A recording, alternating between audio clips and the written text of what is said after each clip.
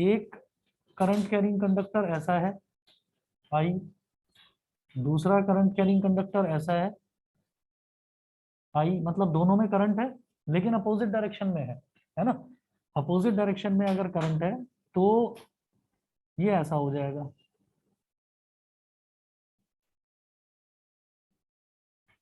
ये एक दूसरे को रिपेल करेंगे। तो ये उल्टी चीज थी जो ऑब्जर्व करी थी कि अगर सेम डायरेक्शन में करंट है, जैसे हमने कहा था कि सिमिलर चार्जेस जो हैं वो रिपेल करते हैं और जो अपोजिट चार्जेस हैं वो अट्रैक्ट करते हैं। तो यहाँ पर क्या है कि अगर सेम डायरेक्शन में दोनों में करंट है तो वो अट्रैक्ट करेगा, और अगर अपोजिट डायरेक्शन में, एक में ऊपर एक में नीचे अपोजिट डायरेक्शन में है, तो फिर वो रिपेल करेगा, एक दूसरे से दूर भागेगा।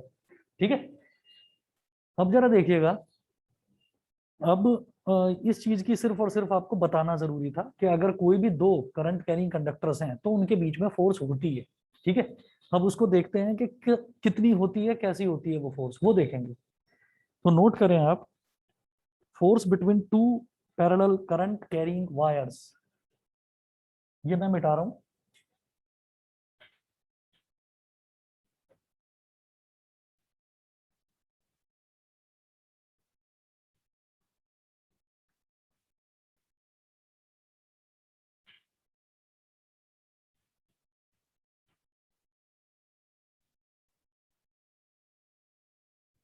Force between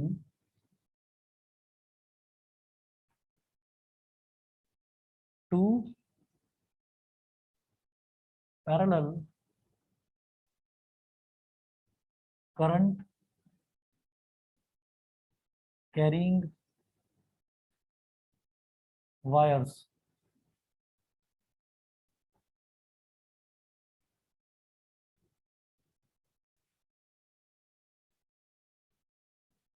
force between two parallel current carrying wires. ठीक है, ये देखिएगा क्या करेंगे इसमें हम, नोट करिएगा, consider two long parallel wires A B and C D.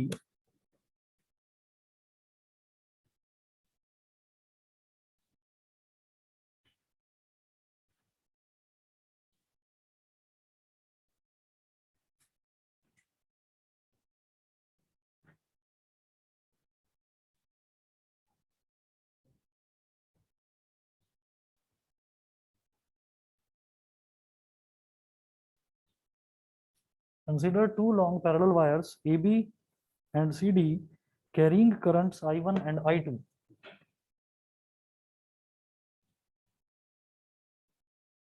Carrying currents I1 and I2, full stop. Let R be the separation between them. Let small r be the separation between them.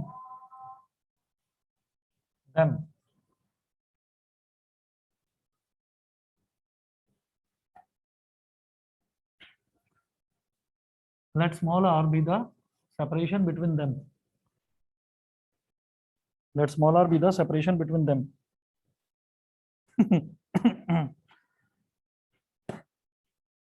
उसने उसने मेरी wife को भी message कर दिया है।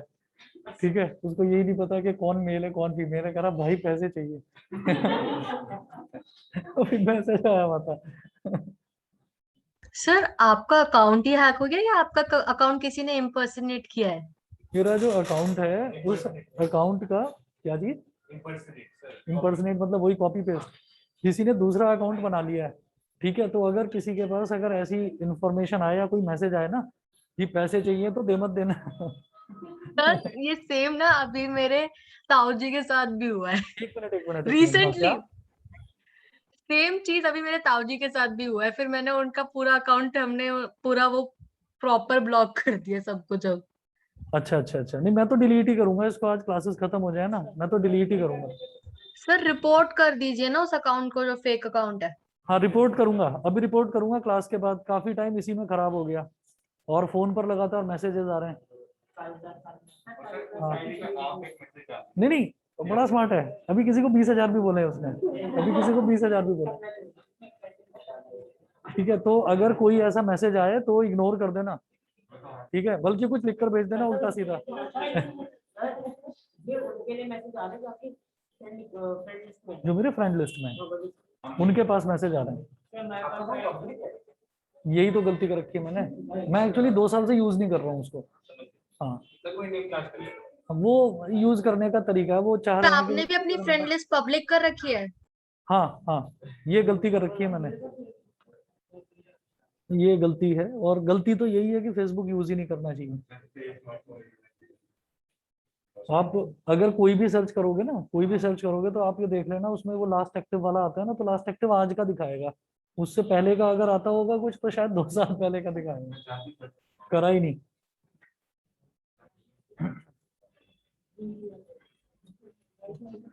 चलिए जी, तो अब नोट करें, the magnetic field produced by current I1। अच्छा हाँ, सुनिए, पहले डायग्राम बना लो इसका।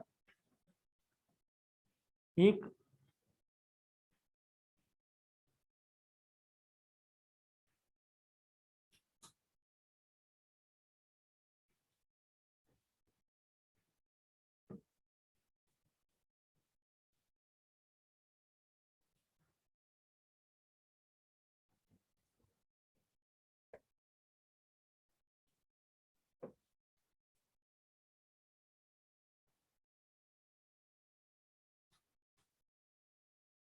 दो पैरेलल करंट कैरिंग कंडक्टर्स हैं और दोनों में सेम डायरेक्शन में जा रहा है करंट, ठीक है, ए बी सी डी,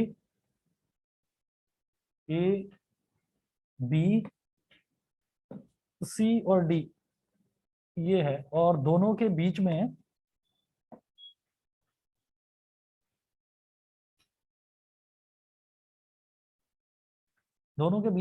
जो डिस्टेंस है वो स्मॉल आर दे रखा है।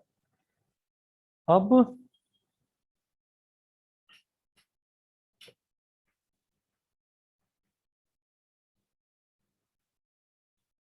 देखिएगा, मेरे पास और कुछ नहीं है, सिर्फ और सिर्फ ये है कि 2 वायर्स हैं, दोनों के दोनों पैरेलल हैं, इसमें करंट I1 जा रहा है, इसमें करंट I2 जा रहा है, दोनों के दोनों सेम डायरेक्शन में जा रहे हैं, और दोनों के बीच में जो गैप है वो स्मॉल आर है, बस इतनी इंफॉर्मेशन है और कुछ नहीं है। अब हम ये देखना चाह रहे हैं कि क्या दोनों के बीच में कोई फोर्स ऑफ अट्रैक्शन या फोर्स ऑफ रिपल्शन है या नहीं है। एम्पियर ने ये ऑब्जर्व करा था, ये दोनों अगर सेम डायरेक्शन में है तो there is a force of attraction, ठीक है। तो अब देखते हैं कि क्या सचमुच में ऐसा होता है या नहीं, उसका ऑब्जर्वेशन सही था या गलत था, ये देखना है।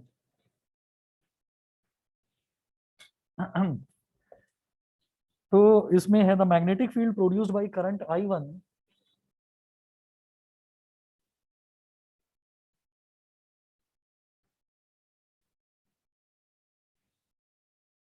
the magnetic field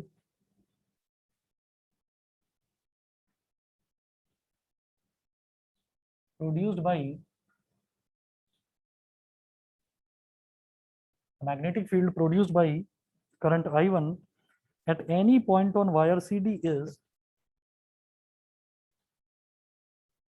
at any point on wire CD is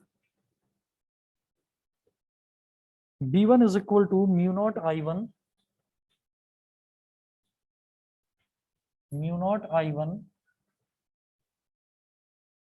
upon 2 pi r। B1 is equal to mu naught I1 upon 2 pi r, इसको बोल दीजिए इक्वेशन नंबर 1, ठीक है।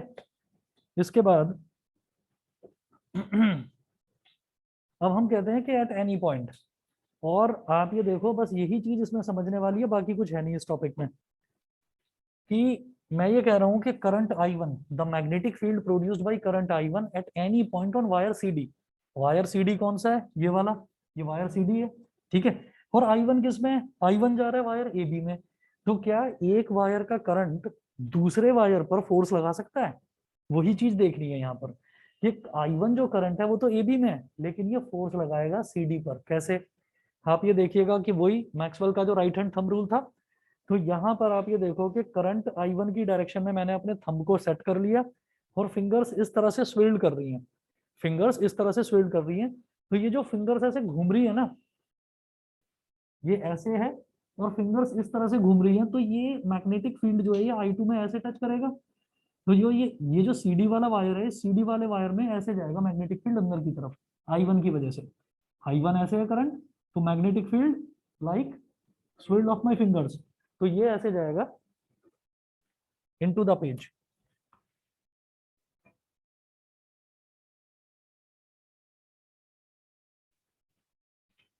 और इसको आप बोल दीजिए B1।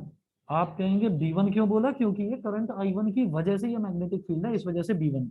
ठीक है, और ये करंट I2 है, इसको भी चाहे आप यहां पर और दिखा दो, I2 ही है, तो यहां पर I2 हो गया। अच्छा, और ये जो डॉटेड लाइन दिखाई है, ये क्यों दिखाई है? क्योंकि ये जो वायर है, इस वायर की जो लेंथ है वो काफी लंबी लेंथ है ना, इनफाइनाइट लेंथ का भी ये हो सकता है, हमने ये बोला।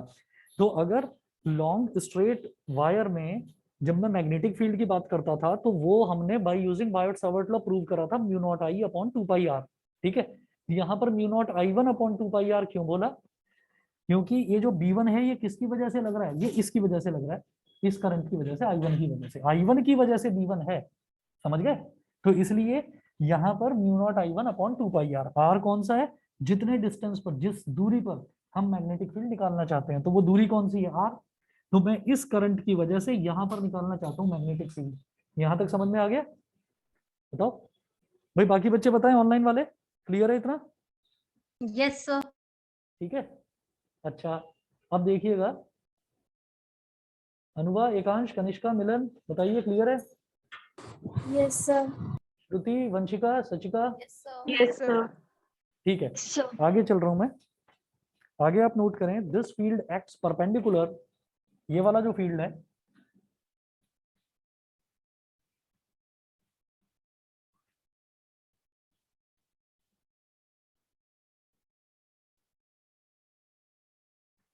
this field acts perpendicular to the wire CD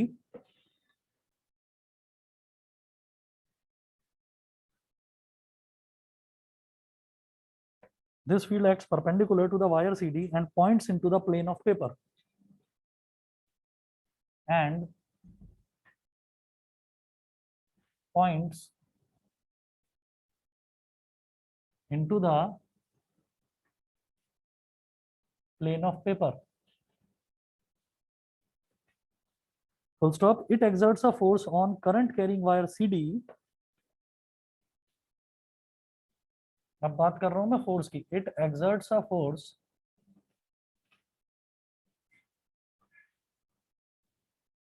on current carrying wire CD, which is given as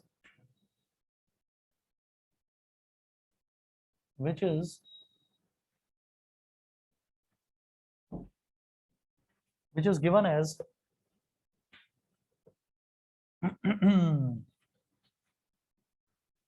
force. देखिएगा फोर्स कैसे लगेगी। फोर्स के लिए मैं क्या करूंगा, फ्लेमिंग का लेफ्ट हैंड रूल। फ्लेमिंग का लेफ्ट हैंड रूल ये कहता है, देखिए मेरे पास मैग्नेटिक फील्ड का डायरेक्शन है, करंट का डायरेक्शन है, मैं इस पॉइंट पर वायर CD पर निकालना चाहता हूँ फोर्स का डायरेक्शन। तो आप ये देखिए, मैंने इस तरह से फिंगर्स को स्ट्रेच कर लिया, और मैग्नेटिक फील्ड है अंदर की तरफ, यानी कि इंडेक्स फिंगर को रखना है अंदर की तरफ, तो इंडेक्स फिंगर अंदर की तरफ, करंट होना चाहिए ऊपर की तरफ, ये तो नीचे की तरफ जा रहा है, तो इसको ऐसे करो कि मैग्नेटिक फील्ड अंदर की तरफ, करंट ऊपर की तरफ, तो थंब कहां पर है? इस तरफ, यानी कि फोर्स हमारा इस तरफ लगेगा। ठीक है, तो ये फोर्स लगा इस तरफ,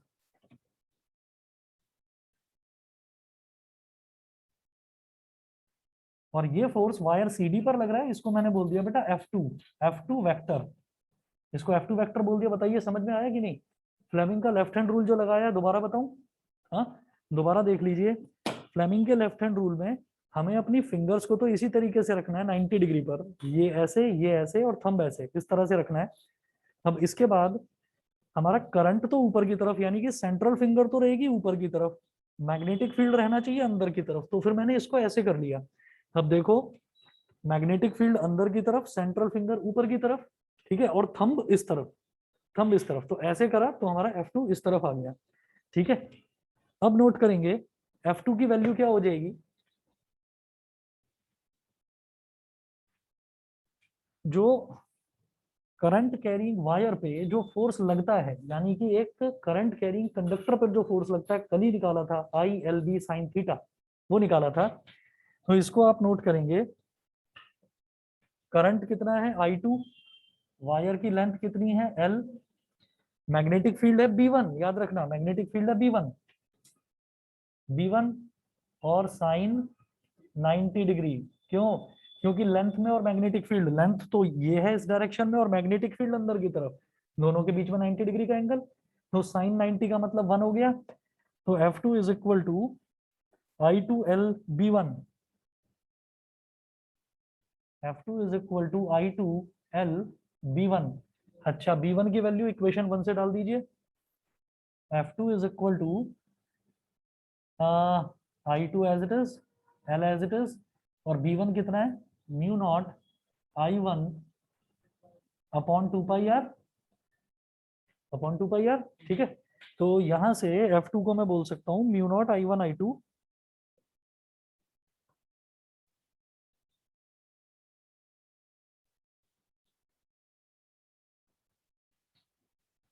mu nought I1 I2 upon 2 pi R into L। ठीक है, अब क्या करें, फोर्स पर यूनिट लेंथ,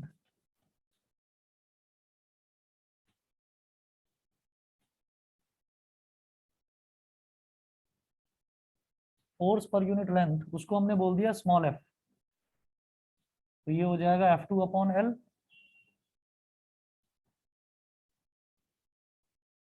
तो mu nought I1 I2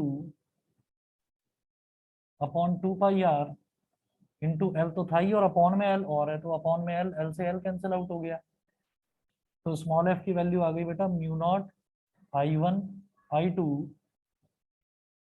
upon 2 pi R, mu nought I1 I2 upon 2 pi R. ठीक है, इसके बाद अब एक चीज है, उसके लिए बस आप 2-3 लाइन लिख लीजिए, उसके लिए सब कुछ समझाने की ना तो मुझे जरूरत है और आप भी समझ जाएंगे, 2 मिनट रुक जाइए बस, नोट कर लो बस एक line, similarly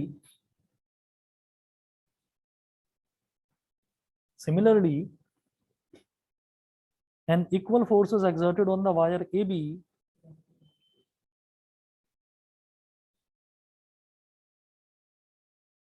an equal force is exerted on the wire AB. Similarly, an equal force is exerted on the wire AB by the field of wire CD.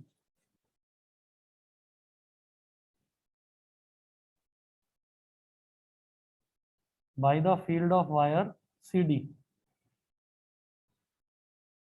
By the field of wire CD. Thus, when currents in the two wires, thus when currents in the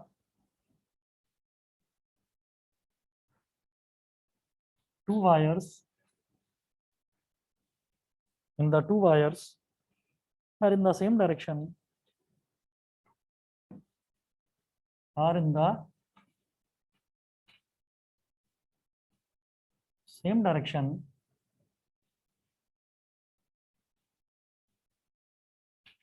comma, forces between them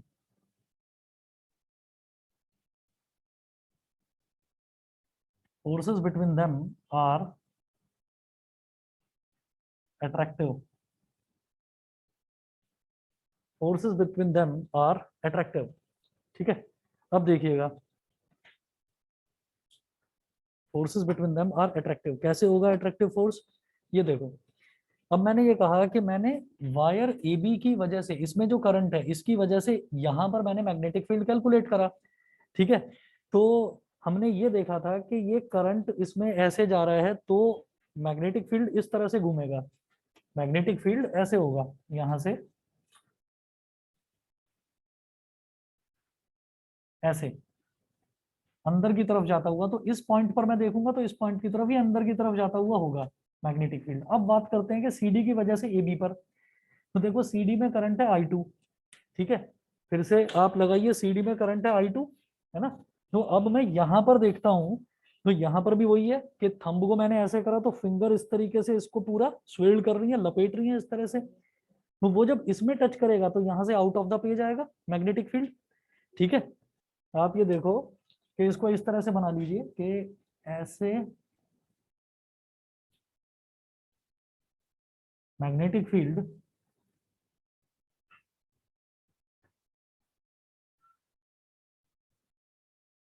इस तरह से होगा कि यहाँ पर है तो ऐसे, ऐसे मतलब ये, और फिर ऐसे। तो इस पॉइंट पर अगर मैं देखूंगा तो मैग्नेटिक फील्ड ऐसे आएगा आउट ऑफ द पेज।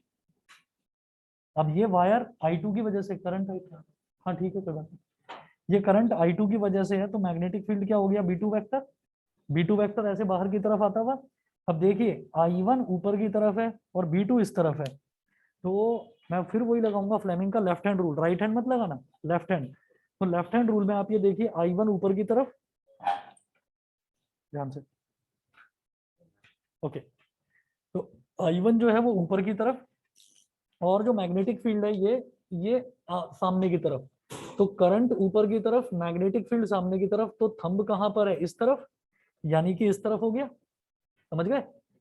दोबारा देखिए, मैग्नेटिक फील्ड तो आगे की तरफ है आउट ऑफ द पेज, ठीक है, करंट ऊपर की तरफ, करंट ऊपर की तरफ, ये current central finger, magnetic field आगे की तरफ, तो थंब कहाँ पर पॉइंट कर रहा है, इस तरफ, यानी कि मैग्नेटिक फील्ड इस तरफ हो जाएगा, ठीक है। तो अब आप ये देखिए कि ये जो हमारा फोर्स है, फोर्स इस तरफ हो गया, ये होगा F1 वेक्टर, तो आपको दिखाई दे रहा है F2 वेक्टर इस तरफ, F1 वेक्टर इस तरफ, यानी कि दोनों वायर एक दूसरे को अट्रैक्ट कर रहे हैं when currents are in the same direction. जब करंट सेम डायरेक्शन में है तो दोनों एक दूसरे को अट्रैक्ट कर रहे हैं, ठीक है। आप यहाँ पर नोट करके लिखेंगे, मैं यहाँ तक करवाया ना, ये वाला पोर्शन मिटा रहा हूँ इधर से, ये वाला पोर्शन मिटा के यहाँ पर भी एक डायग्राम बना रहा हूँ, और वो सिर्फ समझने का है, जैसे आपको ये समझ में आया वो भी आ जाएगा समझ में।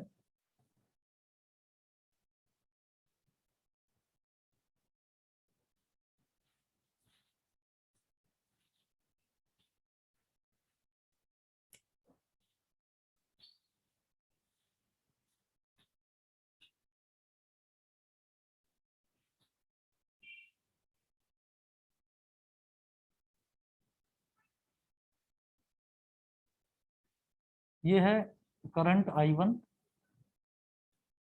और ये है करंट I2, ठीक है। अब I1 और I2 दोनों अपोजिट डायरेक्शन में, अगर हाँ रिपेल करेंगे, वही एक बार देखना चाह रहे हैं कि अगर मैं I1 की बात करता हूँ और मैंने इस वाले वायर को बोल दिया AB और इसको बोल दिया CD, AB और CD, बेटा दिखाई दे रहा है सबको, है ना। AB और CD मैंने बोल दिया, तो अब आप देखिएगा क्या करेंगे इसमें हम। अब जैसे करंट यहाँ पर ऐसे जा रहा है I1, तो मैं ये देखूंगा कि मैग्नेटिक फील्ड ऐसे घूमेगा, इस तरह से, इस तरह से घूमेगा, तो यहाँ पर वो टच करेगा, मैग्नेटिक फील्ड अंदर की तरफ जाएगा, I1 की वजह से इसमें मैग्नेटिक फील्ड अंदर की तरफ जाएगा। तो मैंने कहा कि चलिए मैग्नेटिक फील्ड ये अंदर की तरफ चला गया ऐसे। अब ये I1 की वजह से है ना मैग्नेटिक फील्ड, तो इसको मैंने बोल दिया B1 वेक्टर, ऐसे कर दिया,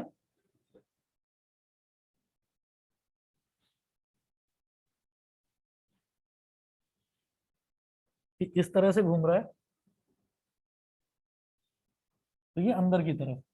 अब आप देख लो फोर्स की डायरेक्शन इसमें देखिएगा कैसे होगी, जब I2 नीचे की तरफ, ठीक है, और मैग्नेटिक फील्ड अंदर की तरफ, I2 यानी कि करंट नीचे की तरफ और मैग्नेटिक फील्ड अंदर की तरफ, तो थंब कहां पर हो जाएगा, बाहर की तरफ, राइट साइड में। तो अब यहां पर जो फोर्स लगेगा ये लगेगा बेटा F1 F2 vector, sorry F2 vector इस तरफ, ठीक है। और इसी तरीके से जब मैं इसकी वजह से निकालूंगा तो यहाँ पर हमारा F1 वेक्टर लगेगा इस तरफ। तो यहाँ से क्या समझ में आ रहा है कि अगर अपोजिट डायरेक्शन में है तो वो रिपेल कर रहे हैं, ठीक है। तो बस एक लाइन लिख लीजिए लास्ट में आप,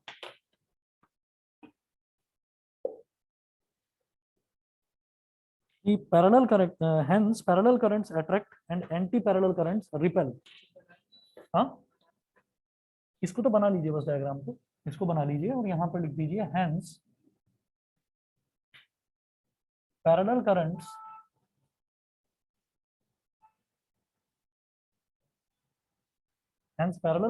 attract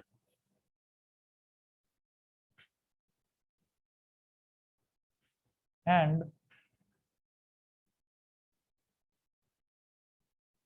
anti parallel currents repel. जो एंटी पैरेलल करंट्स होते हैं वो एक दूसरे को रिपेल करते हैं।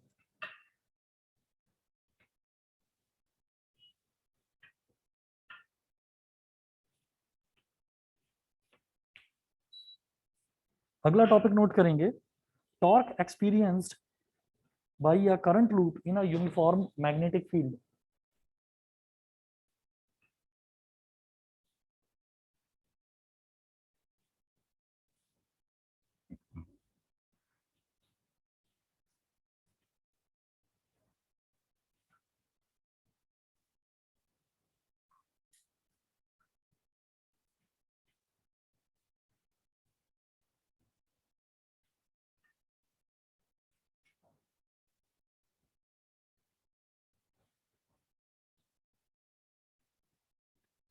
Torque experienced by a current loop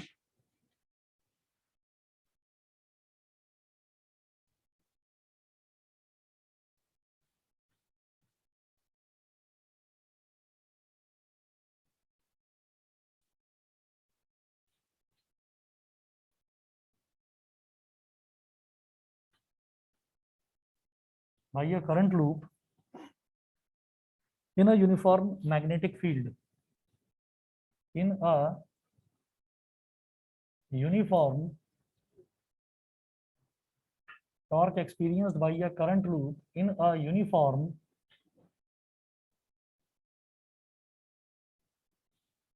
magnetic field।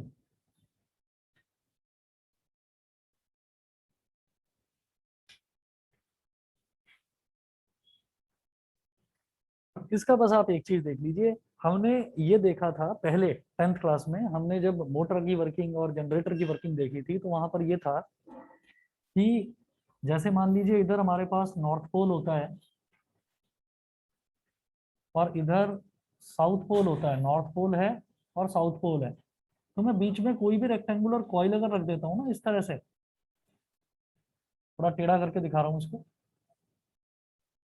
Rectangular coil अगर हम रख देते हैं ऐसे,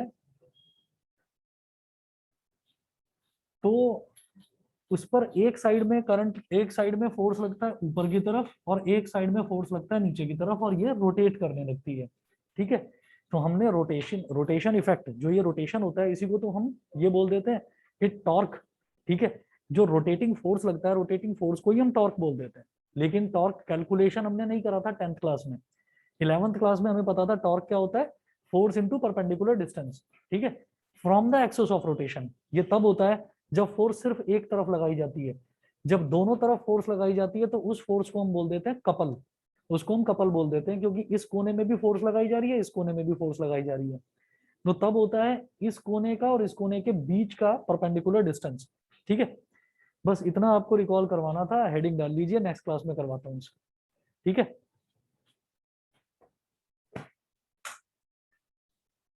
और कल रात को 9 बजे क्लास होगी, एक्स्ट्रा क्लासेस की ध्यान रखिएगा। Thank you sir. ओके।